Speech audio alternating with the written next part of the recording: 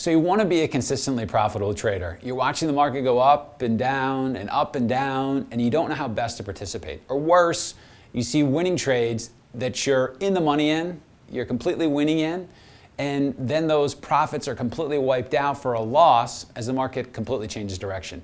Or you see losing trades that you exit turn completely around as the market completely changes direction again.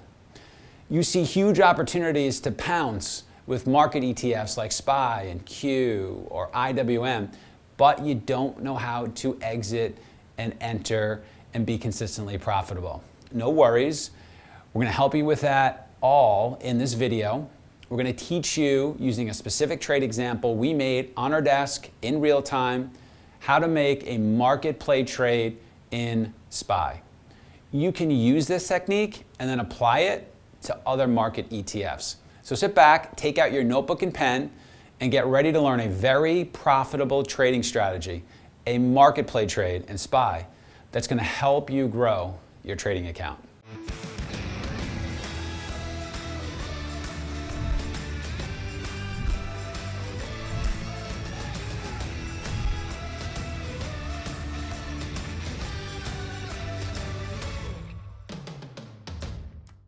Hi, I'm Mike Bellafiore, managing partner of S&B Capital, a proprietary trading firm located in Midtown Manhattan.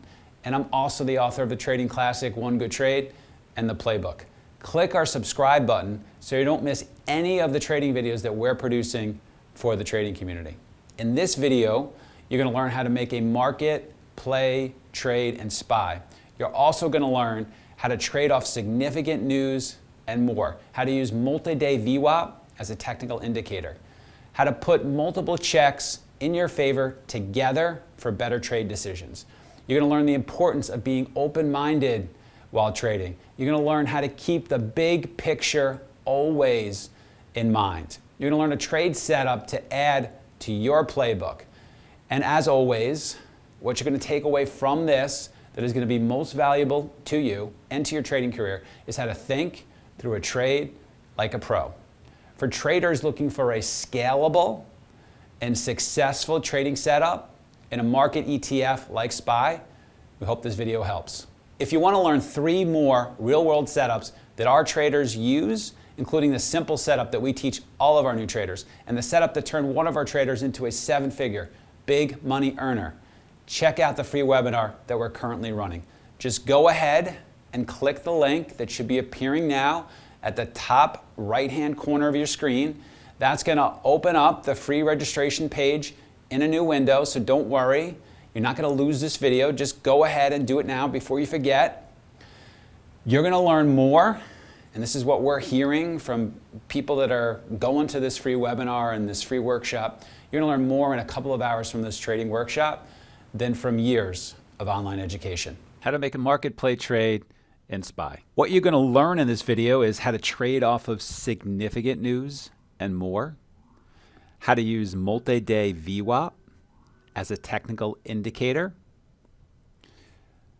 how to put multiple checks in your favor together for better trade decisions, the importance of being open-minded while trading, and I'm going to give you a specific example of how I was, and that made all the difference.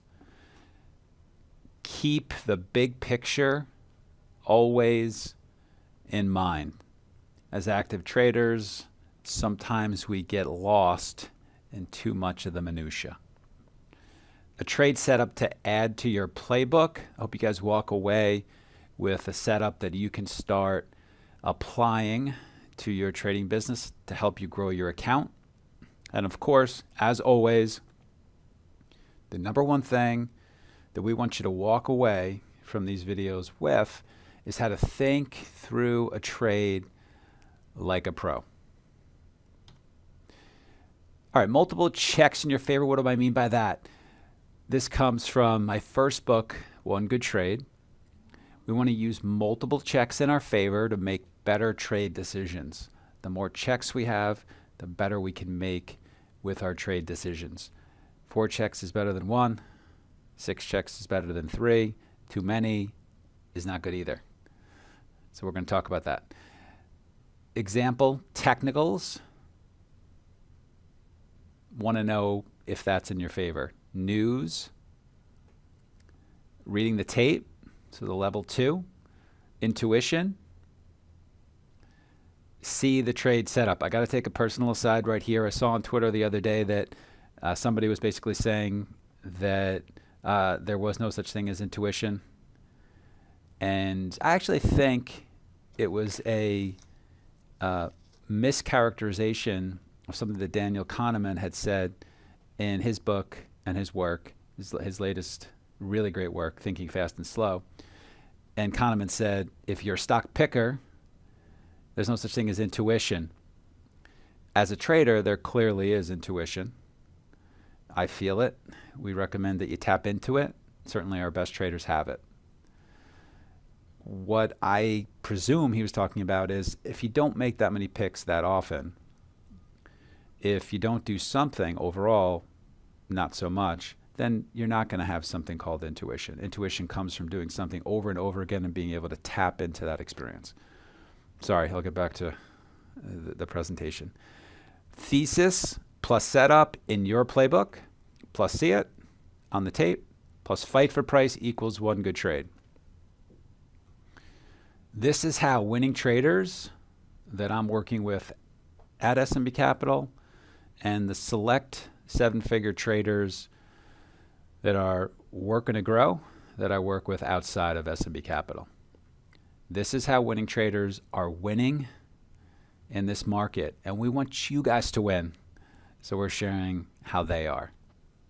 A market play, trade, and SPY. I always like to think about having variables and a trade strategy overall as to how I'm going to go about attacking a particular trade. So I want to walk through a broader picture synopsis of variables for you to be thinking about. These are the things that go into a really good market play, trade, and SPY. And I'm going to take another point of personal preference. I've been actually criticized for telling too many stories when I'm trying to teach. That is on purpose. If you don't see the value of that, if you don't see how that makes our points better and more memorable, I will point you in the direction of a great book, Made to Stick. You can go fight it out with them, the guys who actually did the research. But in this particular case, we want to be putting together lots of variables for our market play trades and SPY. So we want elevated VIX. We want elevated VIX above 15 at a minimum, above 20 better. Above 20, we're definitely trading the market overall. Above 15, we're getting real interested. Above 17 is even better. Elevated VIX. We're not going to be making market play trades when VIX is 8. We want to watch tick. We'll show you some graphics of how we use tick in a particular trade. We're not making market play trades without looking at that. We're watching the ADD line, the advanced decline line. We want that in our favor depending on the direction we're taking the trade. We're looking at QQQ, IWM, market internals. We want significant news. We want our longer-term technicals to be in alignment. We want our intraday technicals, if possible, to be in alignment. We're always using executable stops. And we're going to be hyper selective when we're making market play trades.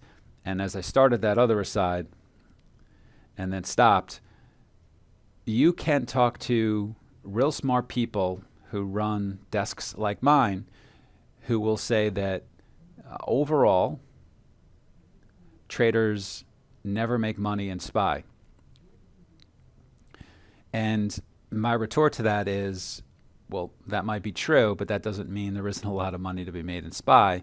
And also remember, the last 6 years, we've been in a very low volatility marketplace. And so it could be entirely true that in that market environment, prop traders don't make money. But as I said, you only take this trade with what? With elevated VIX, with VIX above 15. And as I said, you've got to be hyper selective when taking these trades. So yeah, if you took lots of these trades in the wrong market environment, yep, you'd lose money. If you weren't hypersensitive, if you weren't hyper selective, yep, you might lose money. But to say that this isn't a profitable strategy overall is short-sighted. That would not be supportable by a strategy that I'm going to roll out for you guys, or doing this the right way. Significant news. What's that? I often get asked this question. Mike, you say significant news. Well, what do you mean by that? Unexpected news, unusual news, much worse or better than expected, much worse or better than expected from the street. Large money traders are going to be interested in this news, capable of causing a stock product to trend for multiple days. Simpler.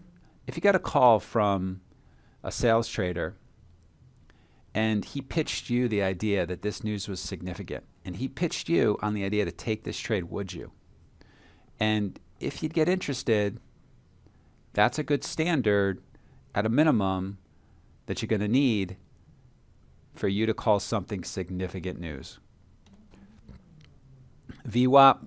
In this video, you've heard me talk a lot about intraday VWAP. In this video, we're going to spend some time talking about multi-day VWAP. We're spending a lot of time internally learning and talking and using principles of anchored VWAP. Brian Shannon is doing excellent work here. We recently were at a conference in San Diego. He talked a lot about anchored VWAP, and Brian and myself and Dr. Steenbarger got to talk a lot about how he uses anchored VWAP. And our guys internally here, particularly the new hires, are using anchored VWAP. And so good to know about, good to go read about. All right, the big picture in the SPY coming into this trade. Look at this chart. What is this chart telling you? SPY is in a strong uptrend throughout the week heading into the G20 summit. And most specifically, the dinner that President Trump and China's president were going to have on a Saturday. Investors are expecting a positive outcome from President Trump and China president's meeting. Look at that run up. Okay? And on Monday, the market gaps up. But it can't sustain that move and fades throughout the day. We're going to be talking about a trade on a Tuesday. So that's the big picture of SPY running into this day. We gap up after news is released over the weekend. The S&P futures gap up on that Sunday night following Saturday's meeting between the U.S. president and China's president.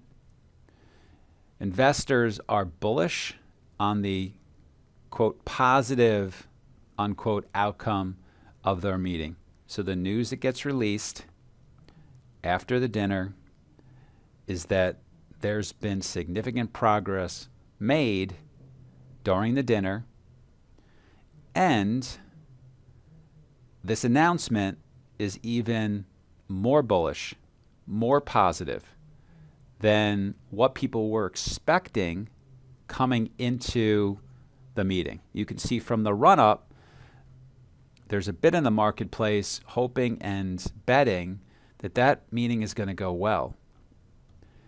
And that gap up signifies that not only did the meeting go well, but it went better than expected. And then after the gap up, the significant gap up, you can see on Monday we get some softening. All the news that's fit to print. On Tuesday morning, that's the day we're going to talk about for this trade. On Tuesday morning, markets were weaker globally. Remember that on Monday we had some softening of the gap. The S&P futures are down a little more than 0.5%, pointing to a lower open. Look, there's some skepticism surrounding the U.S.-China trade deal due to the lack of specifics from President Trump and to a lesser extent China. And Kudlow and Mnuchin struggled to explain the auto deal Trump had tweeted about. So in a tweet after the meeting, Trump had essentially intimated that tariffs on U.S. cars sold in China were going to be forgotten. Kudlow says, quote, "There's a framework, but no specifics." So you're starting to get the skepticism that there isn't such a good reason to be so optimistic, and maybe the president is being overly optimistic. And I'm going to talk about the JP Morgan note about that specifically, so keep that in the back of your mind. When asked, Chinese officials in Beijing failed to comment on the subject of auto tariffs. Not so good. You want them on the record.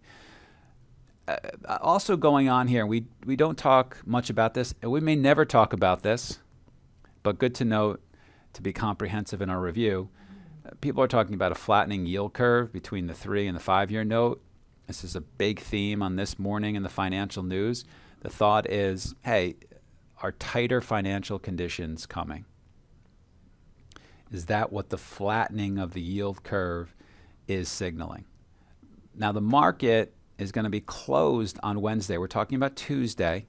On this Wednesday, the market's going to be closed to honor former President Bush in the U.S. markets. When a former president passes, the day of that president's public funeral, the markets are closed. They're shut down. And so there were no options in SPY set to expire Wednesday. It's possible, just to be thinking about, that some selling programs had to unwind positions faster since they only had 1 day to close it out instead of 2. So we're sitting on our desk around 9:30 on Tuesday morning with a little bit of a gap down and some skepticism in the air. And this Trump tweet gets my attention. The negotiations with China have already started. Unless extended, they will end 90 days from the date of our wonderful and very warm dinner with President Xi in Argentina. And he talks about the people working on the deal. Now, the reason why that's got my attention is that the starting point for this 90 days is shorter than what had leaked out over the weekend and on Monday about when this 90-day clock was going to start. And so I start to develop a thesis that, hey, if this clock is shorter than we thought over the weekend and Monday, that this is unusual and unexpected news, and the market is not going to take kindly to the fact that they're going to have to get the deal done faster than they thought the day before. I saw this as a negative. Okay, so this gets my attention. And then the tweets just keep coming on seeing whether or not a real deal with China is actually possible. If it is, we'll get it done. China's supposed to start buying agricultural products and more immediately. President Xi and I want this deal to happen, and it probably will. But if not, so you don't want to hear that. You don't want to hear but if not. So right on the open, this tweet gets my attention. Hey, the 90-day clock is shorter in duration than expected. Now we got another tweet. What do you mean there might not be a deal? Look how much we've run up in anticipation of a deal. What do you mean there's not going to be a deal? I'm a tariff man. We don't want to hear that. The market's not going to react kindly to that. This is not a political statement. When people or countries come in to raid the great wealth of our nation, I want them to pay for the privilege of doing so. The market doesn't want to hear any of this. This is language that's going to spook the markets. It will always be the best way to max out our economic power. We are right now taking in billions in tariffs, make America rich again. Spooking the market, this language, protectionist language. The market likes free trading. The market wants deals to be worked out between U.S. and China. The market wants deals like NAFTA to be in place so companies can trade more and expand into more areas to sell their products.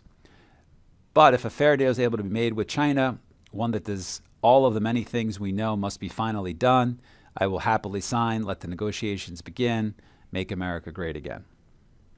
Okay, so we get these series of tweets. It goes from uh-oh to uh-oh, uh-oh, uh-oh. You know, we've could be a problem.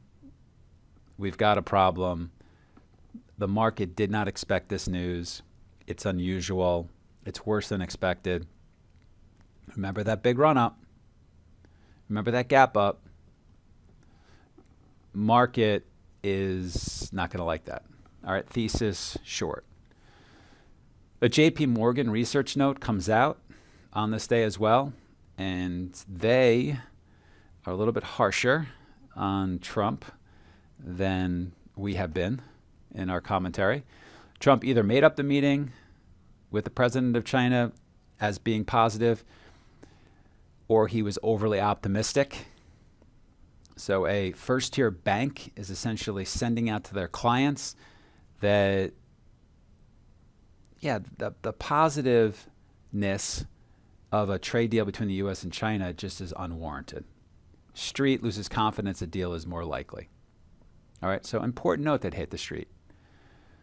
We like to look at tick when we're trading SPY overall, when we're trading market plays overall. Can't teach you how to trade tick and how to use it as an indicator. Can't teach you how to use tick as an indicator to help you make trade decisions. I do want you to understand where we're looking at it. And for instance, tick holding negative throughout the morning and the afternoon. Note the series of extreme 1,000 plus ticks as the news hits the market. That's going to further provide evidence that our thesis of short is more correct. Going into the close, we begin to see some positive tick. These positive ticks have no effect on the market. SPY can't bounce. It does not react. We're using this indicator to help us make trade decisions. Remember I talked about we want to put multiple checks together. We want to use multiple indicators together to make better trade decisions. We don't just want to say, I read a tweet, let's get short, I'm so smart, look at me, pat myself on the back, all that can happen is the market go down. No, we want to continually be searching for what tells us, in addition, that we could be right. And also, what tells us we could be wrong. ADD line is a very important line. We like to see the direction of it. We want to see it sloping in our favor. The trend of it intraday is more important to us than anything else. And you can see right here the ADD line opens in negative territory, has a slight up move and tops out. At the same time, SPY fails from its pre-market high and that 2-day VWAP area, which we're going to talk about and highlight in yellow in the next couple of slides. The ADD line continues to steep down. Okay, so it's trending down at this point. We're using that, just like tick, as an indicator that the market is more likely to go down. The ADD line continues to steep downward. The trend of the ADD line is down. This is something we're watching during the day. SPY trade management. Off the open, SPY fails from that 2-day VWAP yellow line and fails from the pre-market high.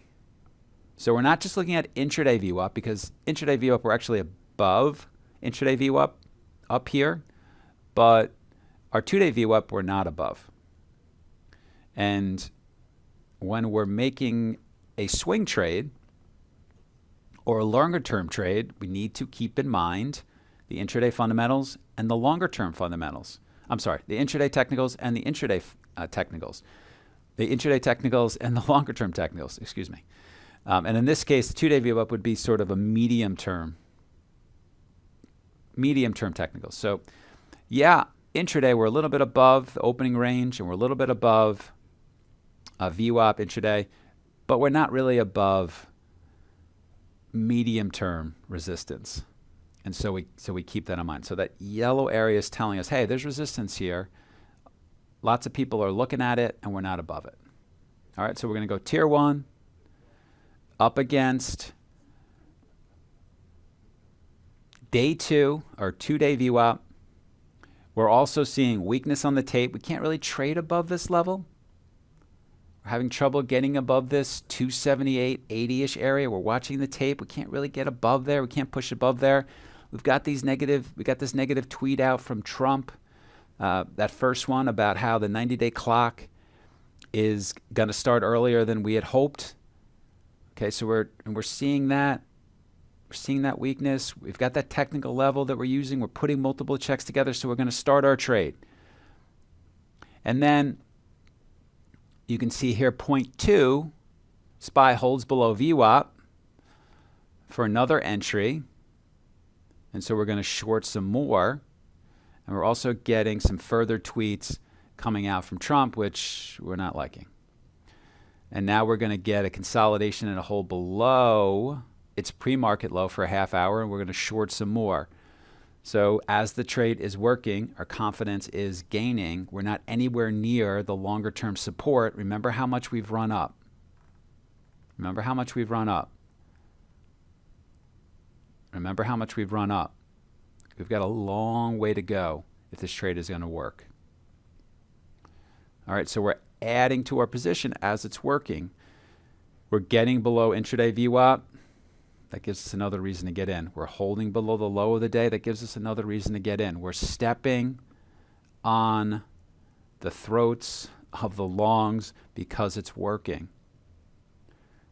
Okay, and we get more news hitting, and SPY has a massive down move on very high volume. All those tweets that we talked about, the notes that we talked about, it's all hitting the tape. People are digesting it. We're going to add to a short position in these consolidations and hold into the close to that 270, which has been an important time frame or inflection.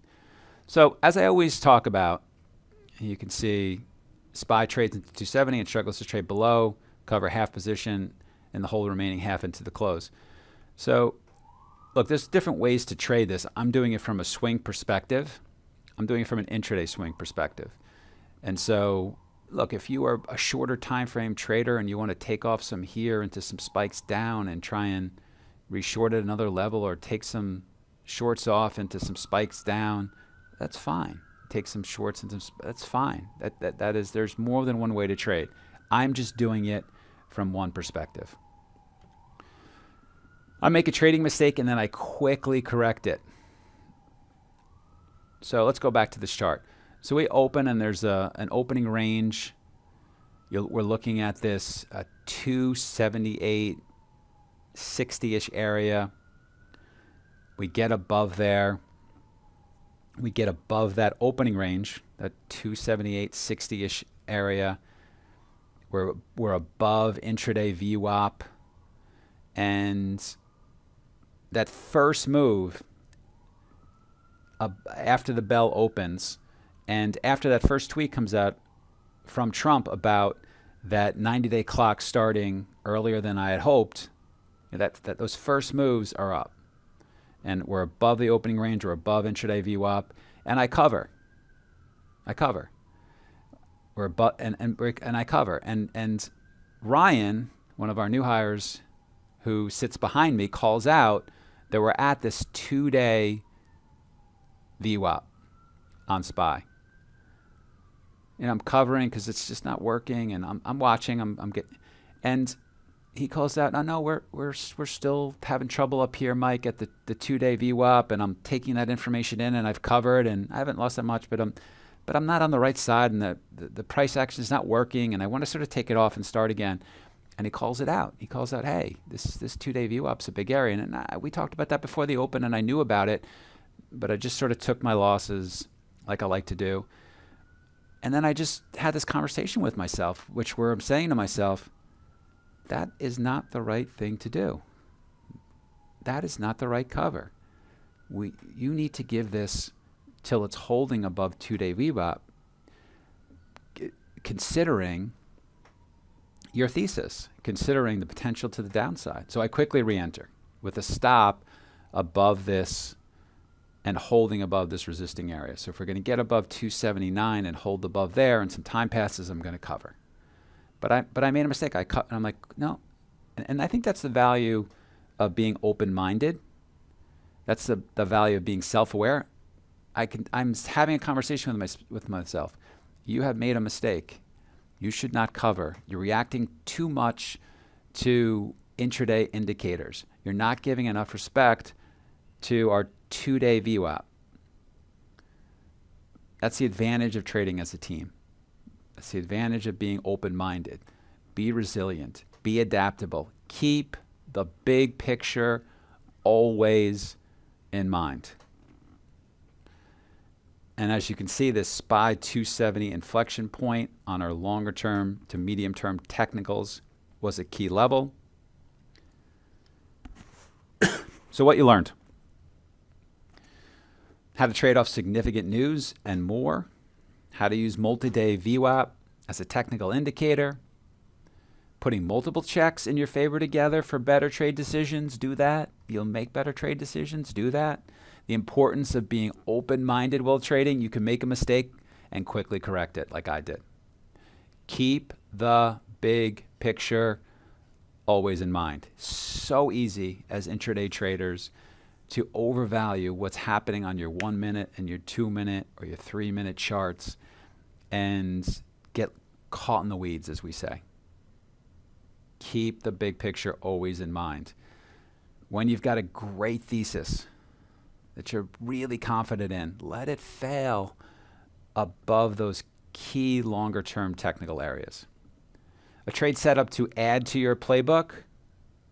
So market plays using SPY is a tremendously wonderful setup for you to think about adding to your playbook to grow your trading account, particularly when what? When VIX is elevated. When VIX is elevated, particularly above 20, this is the game in town. We switch to trading the market overall when VIX is above 20. We switch. We do not trade stocks and play as much as we do in the past. We do focus on SPY and VIX volatility products and Qs and IWM and some of the large caps, the market ETFs. That's what we do. And as always, I hope that this video was valuable to you, not just for the setup, because you got a chance to see how we think through trades like a pro. Hey, so go ahead and click our subscribe button so you don't miss any of the trading videos that we're producing for the trading community. And please add your feedback in the comments section for what videos you'd like for us to produce next and for what you found helpful from this video. From all of us at SMB, train and trade well.